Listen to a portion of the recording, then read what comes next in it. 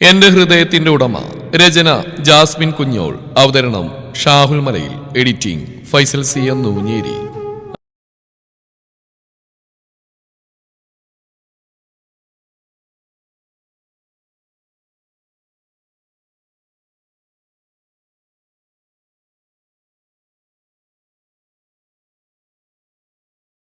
അതിന് എന്റെ പെണ്ണിനെ ശരിക്കും ഞാനൊന്ന് കണ്ടിട്ട് എത്ര ദിവസമായി. ആളുടെ കൈകൾ പതിയെടുത്തിട്ട് ചുംബിച്ചുകൊണ്ട് ഒരു കള്ളച്ചിരിയോടെ ഇന്ദ്രൻ പറഞ്ഞതും ആളുടെ മുഖം നാണത്താൽ ചുവന്നതും ഇന്ദ്രന്റെ ചിരിയിൽ കൂടുതൽ കുസൃതി നിറഞ്ഞു. അവൾ വീണ്ടും അവന്റെ നെഞ്ചിലേക്ക് മുഖമൊളിപ്പിക്കാൻ ശ്രമിച്ചപ്പോൾ ഇന്ദ്രൻ അവളെ പതുക്കെ ചേർത്തു പിടിച്ചു. പതിയെ ഇന്ദ്രൻ അവളെ തന്നിൽ നിന്ന് അടർത്തി മാറ്റി ബെഡിലേക്ക് കിടത്തി. മായയുടെ കണ്ണുകളിൽ നാണവും ആശ്ചര്യം ഒരുമിച്ച് മിന്നി. അവളൊന്നും പറയാതെ അവനെ തന്നെ നോക്കി കിടന്നു. അതെ, ഇങ്ങനെ നോക്കില്ലേ പെണ്ണേ, ഞാൻ എന്നെ തന്നെ മറന്നു പോവാ പറഞ്ഞുകൊണ്ട് ഇന്ദ്രൻ അവളുടെ കഴുത്തിലേക്ക് മുഖമമർത്തി. മായ ഒന്ന് പിടഞ്ഞു. അവളുടെ കൈകൾ അവന്റെ ശരീരത്തിൽ മുറുകി. അവളുടെ നെഞ്ചിരിപ്പ് വേഗത്തിൽ മിടിച്ചു. ഇന്ദ്രേട്ടാ. അവന്റെ പ്രണയം തന്റെ ശരീരത്തിൽ ഓരോ അണുവിലും നിറഞ്ഞൊഴുകുമ്പോഴും അവളൊരു പൊള്ളലോടെ ഏങ്ങി. അവന്റെ പ്രണയം തന്നിൽ തീർത്ത ചെറുനോവിലും അവളുടെ ഹൃദയം അവനിലേക്ക് കൂടുതൽ കൂടുതൽ ചേരാനായി വെമ്പൽ കൊണ്ടു. ലച്ചു, എന്താണ് കണ്ണുകൾ നിറഞ്ഞ്? പെട്ടെന്ന് അവളുടെ കണ്ണുകൾ നിറഞ്ഞതും ശ്രീഹരി അമ്പരപ്പോടെ അവൾ നോക്കി. ഏയ് ഒന്നില്ല ശ്രീയേട്ടാ, വെറുതെ. അവൾ കണ്ണുകൾ തുടച്ചു. ശ്രീയേട്ടനെ കണ്ട നാൾ മുതൽ ഞാനൊരു ഡയറിയിൽ ഓരോന്ന് കുറിക്കുമായിരുന്നു, വെറുതെ. ആ കുറിപ്പ് എപ്പോഴും ഒരു ഇഷ്ടമായി മാറി. ഒന്ന് കാണാൻ ഒത്തിരി ആഗ്രഹിച്ചു. ഇടയ്ക്ക് കാണാറുണ്ടായിരുന്നു, പക്ഷേ അടുത്തേക്ക് വരാൻ എന്തോ പേടി. അന്ന് അമ്പലത്തിൽ വെച്ച് ഞാൻ ആദ്യം കണ്ട് ശ്രീയേട്ടനെ ആയിരുന്നു. എൻ്റെ മനസ്സിൽ തോന്നിയ ഇഷ്ടം പറയാൻ ഏട്ടൻ്റെ അരികിലേക്ക് വരുമ്പോഴാണ് എൻ്റെ ഫ്രണ്ട് അനഘൻ്റെ അരികിലേക്ക് വന്ന് എന്തോ വിശേഷങ്ങൾ പറയുമ്പോഴും ഞാൻ ശ്രീയേട്ടനെ മാത്രം ശ്രദ്ധിക്കുന്നുണ്ടായിരുന്നു. അതവൾ മനസ്സിലാക്കിയിട്ടാണോ എന്നറിയില്ല. അവൾ പറഞ്ഞു കേട്ടപ്പോൾ ഞാനാകെ തകർന്നുപോയി. ശ്രീയ ഒരു നിമിഷം വേദനയോടെ അവളെ നോക്കി. ശ്രീയേട്ടനും മായേച്ചിയും വർഷങ്ങളായിട്ട് ഇഷ്ടത്തിലാണെന്ന്. അത് കേട്ടതും എനിക്ക് എന്തോ പോലെയായി. അവൾ പറഞ്ഞു കഴിഞ്ഞ് ഞാൻ കണ്ടു മായേച്ചി ശ്രീയേട്ടൻ്റെ അരിയിലേക്ക് വരുന്നു. അപ്പം മനസ്സിലായി അവൾ പറഞ്ഞ കാര്യങ്ങളൊക്കെ സത്യമാണെന്ന്. അതോടെ ഞാൻ ആ ഇഷ്ടത്തെ കുഴിച്ചു മൂടി. പക്ഷേ ഡയറി എഴുതി ഞാൻ നിർത്തിയില്ല കേട്ടോ. വീണ്ടും ഓരോന്ന് കുറിക്കും, വെറുതെ. ശേഷം ഞാനതൊക്കെ വിട്ടു. ക്ലാസ്സുമായിട്ട് മുന്നോട്ട് പോയി. പഠിച്ചൊരു ജോലി വാങ്ങണമെന്ന് ആഗ്രഹം മാത്രമേ ഉള്ളിലുണ്ടായിരുന്നുള്ളൂ. അതിനിടയിൽ കോളേജിന് പുറത്ത് ഒരുപാട് ലവ് പ്രപ്പോസൽ വന്നു. പക്ഷേ പിന്നെ അങ്ങോട്ട് ആരെയും പ്രണയിക്കാൻ എനിക്ക് മനസ്സ് വന്നില്ല. അവളൊന്ന് ഇടിവുർപ്പിട്ടു. കാലങ്ങളേറെ കഴിഞ്ഞെങ്കിലും ആ ആദ്യ ഇഷ്ടത്തിന് നിഴൽ പോലും അവളുടെ ഉള്ളിൽ നിന്ന് ഒഴിഞ്ഞു പോയിരുന്നില്ല. ലച്ചു, അവൻ പതിയെ വിളിച്ചു. എനിക്കറിയില്ലായിരുന്നു നിന്റെ മനസ്സിൽ ഇത്രയും നാള് ഇത്ര വലിയൊരു കഥ നിശബ്ദമായിട്ട് എഴുതപ്പെടുന്നുണ്ടെന്ന്. ആ സാല ശ്രീയേട്ടാ, ഞാനതൊക്കെ അന്നേ മറന്നിരുന്നു. അതിലെനിക്ക് സങ്കടമൊന്നുമില്ല. പിന്നെ ശ്രീയേട്ടനത് അറിയണമെന്ന് പറഞ്ഞപ്പോൾ ഞാൻ പറഞ്ഞു എന്ന് മാത്രം.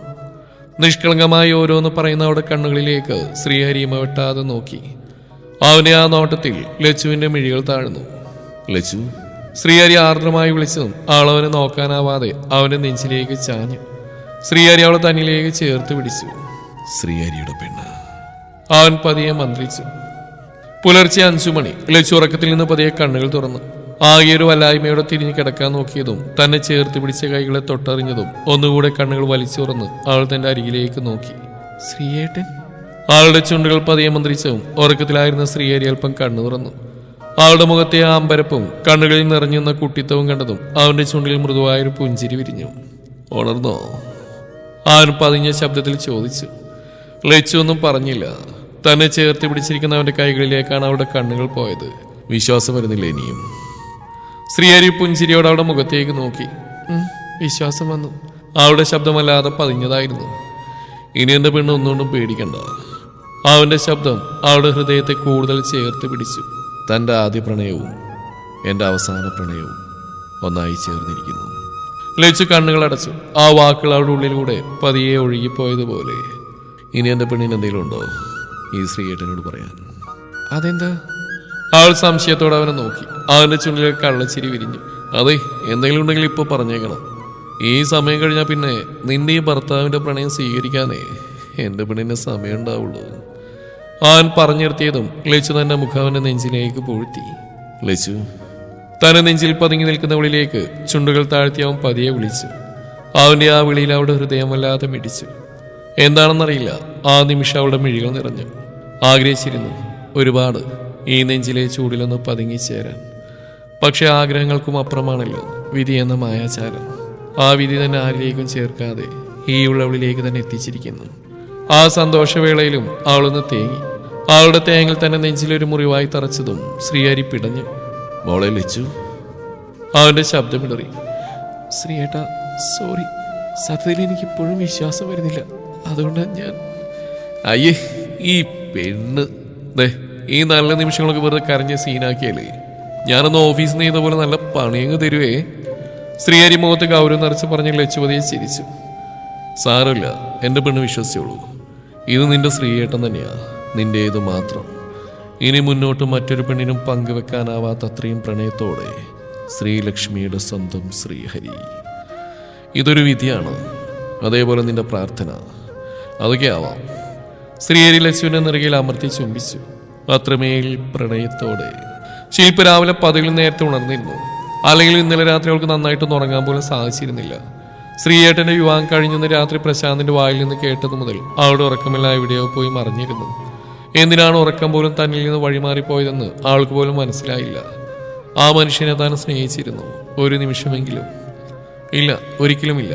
പിന്നെ എന്തിനാണ് ഇപ്പോഴും നെഞ്ച് പൊള്ളി പിടയുന്നത്? ആൾക്ക് തൻ്റെ ഉള്ളിൽ മാറി മാറി വരുന്ന ഫീലിങ്സിന്റെ അർത്ഥം മനസ്സിലാവുന്നേ ഇല്ലായിരുന്നു. ആൾ തൻ്റെ അരികിൽ നിന്ന് ഫോൺ കയ്യിലെടുത്തു. നേരെ അമ്മയാണ് അവൾക്ക് വിളിക്കാൻ തോന്നിയത്. അടുക്കളയിൽ രാവിലെ തിരക്കിനിടയിൽ ഫോൺ ശബ്ദിച്ചതും സാരിയിൽ തന്റെ കൈകൾ തുടച്ച് ശോഭ ഫോൺ കയ്യിലെടുത്തു. മോളെ, എന്തെങ്കിലും വയ്യായികയുണ്ടോ? ഫോൺ എടുത്തപാടെ ശോഭയുടെ ആകുലതയോടുള്ള ശബ്ദം ശില്പയുടെ കാതിൽ വന്ന് പതിഞ്ഞു. ഇല്ലമ്മ, കുഴപ്പമൊന്നുമില്ല. ആണോ? ഞാൻ ആകെ പേടിച്ചു. ഇന്നലെ രാത്രി വിളിച്ചായിരുന്നല്ലോ, അപ്പൊ പ്രശ്നമൊന്നുമില്ലായിരുന്നല്ലോ, അതുകൊണ്ട് ചോദിച്ചതാ. ആൾ പതുക്കെ മൂളി. അമ്മേ, ഇന്നലെ പകല് അമ്മ എവിടെയും പോയായിരുന്നോ? ഇന്നലെ പകല് അവരും തപ്പി. പറ അമ്മേ. അത് മോളെ, ഇന്നലെ ശ്രീഹരിയുടെ വിവാഹമായിരുന്നു. ആണോ? എന്നിട്ട് എൻ്റെ അമ്മ പറയാണ്ടിരുന്നു? അതുമോളെ, നിനക്ക് എൻ്റെ അമ്മയൊന്ന് നിർത്ത്. എനിക്ക് എന്തുണ്ടാവാനാ? ഞാൻ കാരണം ഒരുപാട് വേദനിച്ച ഒരാളല്ലേ ശ്രീയേട്ടൻ. ആൾക്ക് നല്ലൊരു ജീവിതം കിട്ടുന്നതിന് എനിക്ക് സന്തോഷമല്ലേ അമ്മേ? മോളെ നീ... അതെ അമ്മേ, ശ്രീയേട്ടൻ സന്തോഷത്തോടെ ജീവിക്കട്ടെ, അതാ എൻ്റെ സന്തോഷം. എന്നാ ഓക്കെ അമ്മേ, ഞാൻ വിളിക്കാം. അതെ മോളെ നീ... ശോഭ എന്തോ പറയാനായിട്ട് തുടങ്ങിയപ്പോഴേക്കും ശില്പ ഫോൺ കട്ട് ചെയ്തിരുന്നു. എന്നാലും ശ്രീയേട്ടൻ്റെ ജീവിതത്തിലേക്ക് വന്ന പെൺകുട്ടി ആരായിരിക്കും? ഞാനറിയുന്ന ആരെങ്കിലും ആവൂ? അവൾ തലപുകഞ്ഞ് ആലോചിച്ചു. ശില്പ! വാതിൽ മുട്ടിക്കൊണ്ടുള്ള സരോജിനിയുടെ വിളി കേട്ടതും ശില്പ ബെഡിൽ നിന്ന് പിടഞ്ഞെഴുന്നേറ്റു. ആ, നീ വന്നോ? അല്പസമയം കഴിഞ്ഞു ശില്പ ഫ്രഷായി പുറത്തേക്ക് വന്നു. സരോജിനി അവളെ നോക്കി. അതെ, ചായ കുടിച്ചിട്ട് വേഗം ഒരുങ്ങിക്കോ, ഹോസ്പിറ്റലിൽ പോവാൻ. ഈയോടെ വന്നതിന് ശേഷം ഹോസ്പിറ്റലിൽ പോയില്ലല്ലോ, അവൻ്റെ ഒപ്പം ഒന്ന് പോയി വാ. അത് വേണ്ട, എൻ്റെ കൂടെ അപ്പച്ചി വന്നാൽ മതി.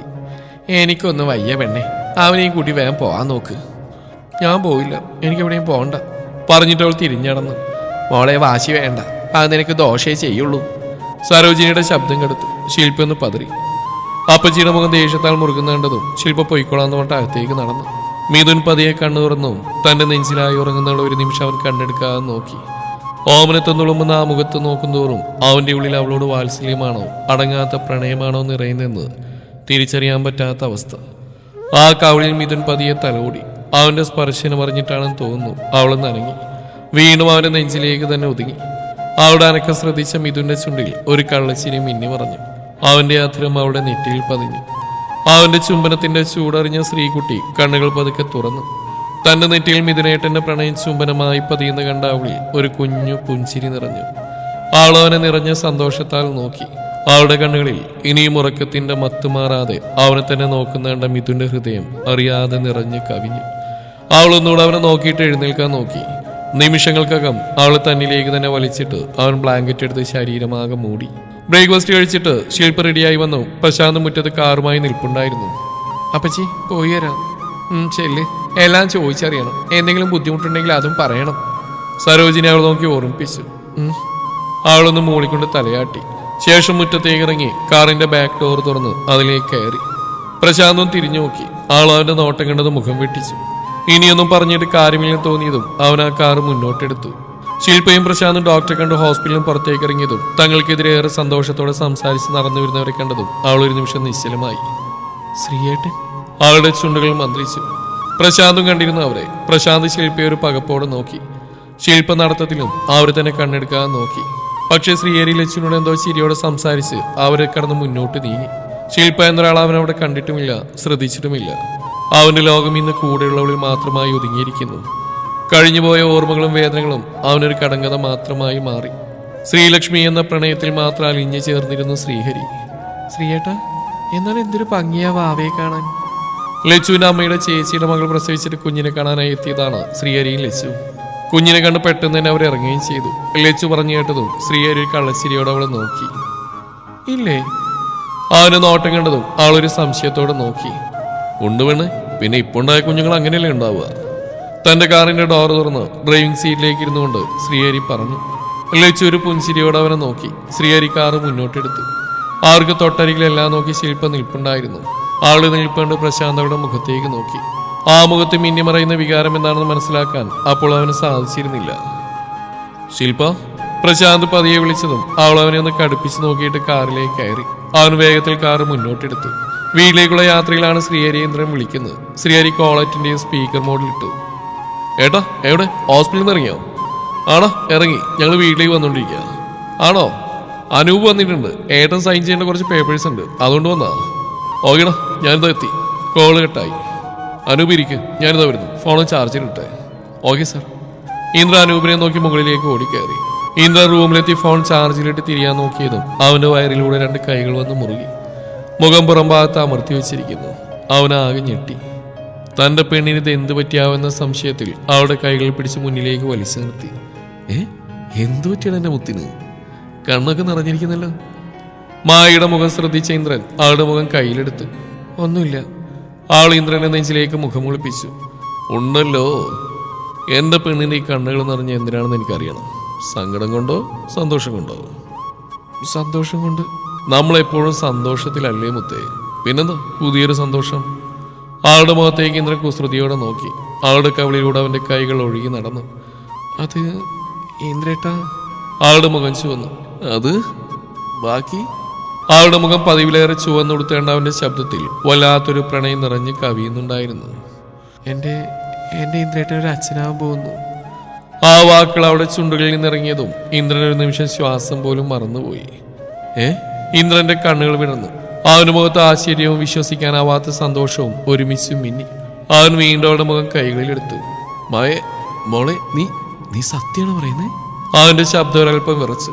മായ കണ്ണുകൾ നിറഞ്ഞ പുഞ്ചിരിയോടെ തലതാഴ്ത്തി. അടുത്ത നിമിഷം ഇന്ദ്രൻ അവളെ പൂണ്ടടക്കം അവന്റെ നെഞ്ചിലേക്ക് കെട്ടിപ്പിടിച്ചു. അത്രയും ശക്തമായി, അത്രയും സൂക്ഷ്മമായി. അവന്റെ കണ്ണുകൾ നിറഞ്ഞിരുന്നു. അവൾ കാണാതിരിക്കാൻ അവനവളുടെ മുടിയിൽ മുഖമമർത്തി. എന്റെ പെണ്ണെ. അവന്റെ ശബ്ദം വീണ്ടും അവളുടെ കാതോരം പതിഞ്ഞു. ഇന്ദ്രൻ അവളെ തന്നിലേക്ക് കൂടുതൽ ഇറുകെ പിടിച്ചു. നിറഞ്ഞ സന്തോഷത്തോടെ, അതിലുപരി തന്റെ പെണ്ണിനോടുള്ള അടങ്ങാത്ത പ്രണയത്തോടെ. വീട്ടിലെത്തി പ്രശാന്ത് കാറ് നിർത്തിയതും ശില്പ ഡോർ തുറന്നിറങ്ങി വേഗത്തിലകത്തേക്ക് കയറിപ്പോയി. ഡോക്ടർ എന്തു പറഞ്ഞടാ? ഒന്നും പറഞ്ഞില്ല. ഉമ്മറത്തിൽ നിൽക്കുന്ന സരോജിനി അവളുടെ പോക്കണ്ടി ചോദിച്ചു. അവൾ അവരെ കടുപ്പത്തിൽ നോക്കി അത്രയും പറഞ്ഞു. ഡാ, അവൾക്ക് എന്തു പറ്റി? എന്തെങ്കിലും കുഴപ്പമുണ്ടോ? കാറിൽ നിന്നിറങ്ങി വരുന്ന പ്രശാന്തിനെ നോക്കി സരോജിനി ചോദിച്ചു. ഇല്ലമ്മേ, കുഴപ്പമൊന്നുമില്ല. പിന്നെന്താണ് അവിടെ മോന്ത കടന്നിലുത്തിയ പോലെ? അത് ഇന്ന് ഹോസ്പിറ്റലിൽ വെച്ച് ആ ശ്രീഹരിയെ കണ്ടു. കൂടെ അവന്റെ ഭാര്യയുണ്ട്. അവരെ കണ്ടു മുതൽ ഇങ്ങനെയാ.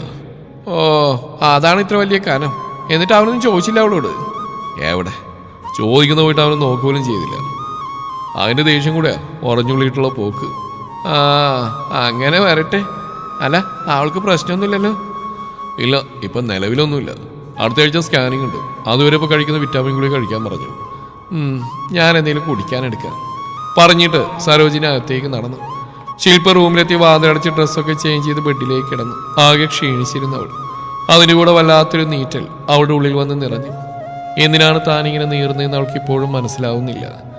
എന്തൊക്കെയോ വേദനയാൽ തലയാകെ പെരുത്തു വന്നു. അവൾ പതിയെ കണ്ണുകൾ അടച്ചു. അപ്പോഴാണ് അവളുടെ ഫോൺ റിങ് ചെയ്തത്. എടുത്തു നോക്കുമ്പോൾ അറിയാത്ത നമ്പർ. ആരായിരിക്കുമെന്ന സംശയത്തോടെ കോൾ അറ്റൻഡ് ചെയ്തു. ശില്പയല്ലേ? ഒരു പെൺശബ്ദം. അതെ, ആരാ? ഞാൻ ശാന്ത, ഇവിടെ അടുത്തുള്ളതാ. നമ്മളന്ന് അമ്പലത്തിൽ വെച്ച് കണ്ടായിരുന്നു. ഓ, മനസ്സിലായി. എന്തേ വിളിച്ച്? ഒന്നുമില്ല, ഒന്ന് പരിചയപ്പെടാൻ. എനിക്കിപ്പോൾ നല്ല സുഖമില്ല, നമുക്ക് പിന്നെ പരിചയപ്പെടാം പറഞ്ഞിട്ട് അവിടെ മറുപടിക്ക് പോലും കാത്തു നിൽക്കാതെ ശില്പ ഫോൺ കട്ട് ചെയ്തു. ഫോൺ ബെഡിൽ തൻ്റെ അരികിലേക്ക് വെച്ചിട്ട് വീണ്ടും അവൾ കണ്ണുകൾ അടച്ചു. അപ്പോഴാണ് വാട്സാപ്പിൽ വന്ന ഏതോ മെസ്സേജിന്റെ സൗണ്ട് കേട്ടത്. അവൾ ഫോൺ എടുത്ത് വാട്സാപ്പ് നോക്കിയതും അവൾ ആകെ ഞെട്ടിത്തരിച്ചു. പ്രശാന്ത് വന്ന് കണ്ട ആ പെണ്ണ് ഒരുമിച്ചുള്ള ഒരുപാട് ഫോട്ടോസ്. അവളിൽ ഇപ്പോൾ വിളിച്ചത്. ശില്പക്കാകെ തലയിറങ്ങുന്ന പോലെ തോന്നി. ശില്പ വേഗം നമ്പറിൽ തിരിച്ചു വിളിച്ചു. ആ ശില്പ, പറയൂ. ഫോണെടുത്തും ശാന്തയുടെ ശബ്ദം ഫോണിലൂടെ ഒഴുകി. ഇതൊക്കെ സത്യമാണോ? അതേ മോളെ, സത്യ. നിനക്ക് രക്ഷപ്പെട്ടു പോകണമെങ്കിൽ വേഗം പോയിക്കോ, അതാ നിനക്ക് നല്ലത്. ശില്പയൊന്ന് മൂളി. ശില്പ. ശാന്തയുടെ വിളി വീണ്ടും വന്നു. ശില്പ കോള് കട്ട് ചെയ്തു. താൻ എങ്ങോട്ട് പോകും? ഇനിയും ഒരു ദുരന്തം താങ്ങാൻ തന്റെ വീട്ടുകാർക്ക് എളുപ്പമുണ്ടോ? അവളുടെ കണ്ണുകൾ എന്തിനെന്നില്ലാതെ നിറഞ്ഞൊഴുകി. ശില്പ. പുറത്തുനിന്ന് അപ്പച്ചിയുടെ ശബ്ദം കേട്ടത് അവൾ കണ്ണുകൾ അമർത്തി തുടച്ചു. അവൾ പതിയെ എഴുന്നേറ്റ് വാതിൽ തുറന്നു. വാതിൽ തുറന്ന് പുറത്തേക്ക് വന്ന ശില്പയെ കണ്ടത് സരോജിനിയും ചിരിച്ചു. കരഞ്ഞ് കരുവാളിച്ച അവളുടെ മുഖം.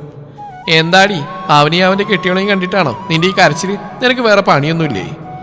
ശില്പ അവരുടെ ചോദ്യം കേട്ട് മുഖമൊന്ന് കോട്ടി. അതൊക്കെ അവിടെ നിൽക്കട്ടെ അപ്പച്ചി.